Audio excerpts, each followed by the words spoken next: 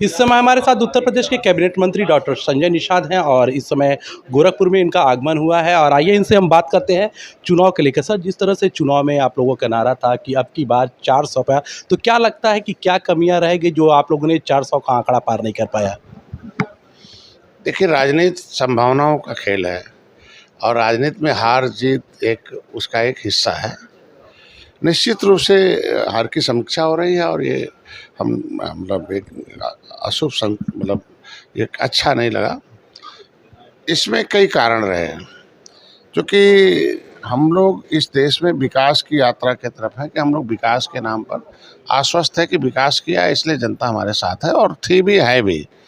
लेकिन उसमें कुछ जनता जो कॉन्स्टिट्यूशन के अंतर्गत जो रिजर्वेशन की पॉलिसी है, जो पिछड़ों का है, पिछड़ों का, दलितों का है, तो जो सामाजिक न्याय समिति का रिपोर्ट कहती है कि 23% जो SC का आरक्षण है उसमें लेदरमैन का कब्जा और 27 में मिल्कमैन का कब्जा। ऐसी जातियां जो आरक्षण से लाभान्वित होती हैं पूरी, इनको ये संवेदनशील आरक्षण के प्रति है और उसका फायदा भी उठाए था।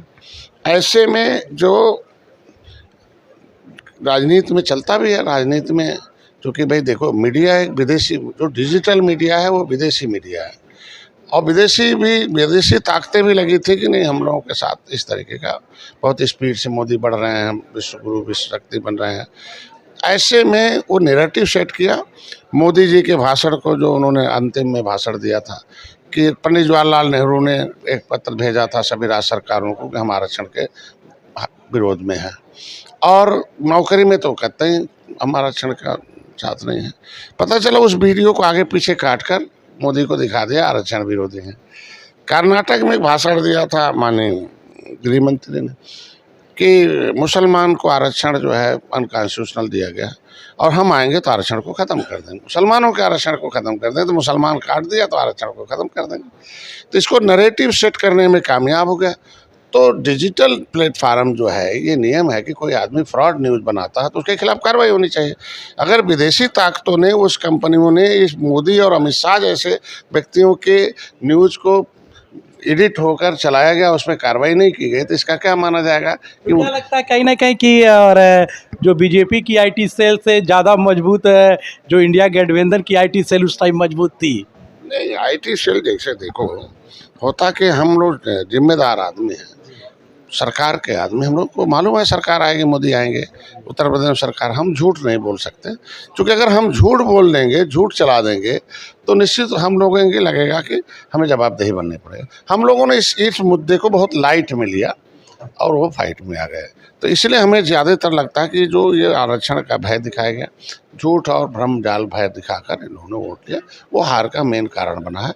और कुछ जगहों पर तो हमें लगा कि जिस तरीके से कुछ लोग राजनीति में आ ही जाते हैं कि भारत माता की जय बोलते हैं, पार्टी हमारी माँ है, लेकिन समय आने पर जब आता है ट्रांसफ़र वोट का, तो उस समय वो लोग धोखा दे देते हैं। तो ऐसे लोग भी बहुत कुछ लोग हैं कुछ सीटों पर, जो पता चला इस तरीके।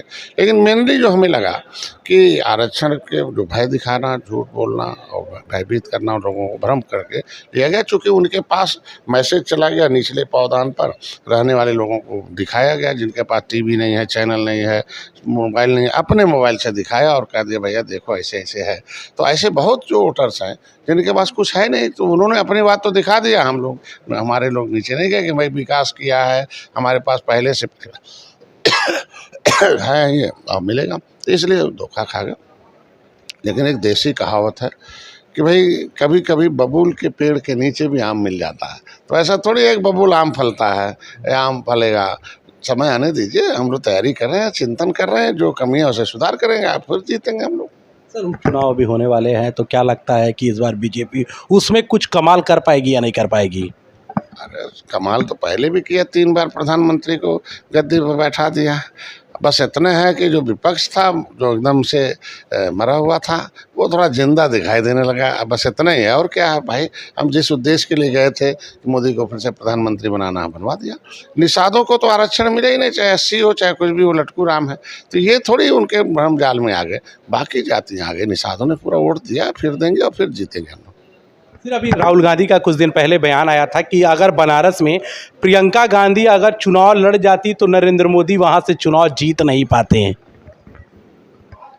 देखो, किसी चेहरे पर वोट नहीं है, तो ऐसे कहना बेईमानी है। काम पर वोट है, मोदी के काम पर वोट है। मोदी ने त्याग किया, तपस्या किया है, बलिदान दिया है और जनता के साथ खड़े हैं, किसान, नौजवान, गरीबों, इसलिए वोट है। और किसी के चेहरे पर वोट नहीं है, इसलिए उनका खाना निराधार है। ये भी बयान आ रहा है, कई इंडिया गठबंधन के लोग हैं उनका ये भी बयान आ रहा है कि ये जो सरकार है वो लंगड़ी सरकार है, कब गिर जाए इसका पता कुछ भी नहीं है। देखो, विपक्ष में भी सरकार मतलब अधूरी सरकारें रही हैं और उनका इतिहास क्या रहा? डिस्ट्रक्शन का रहा।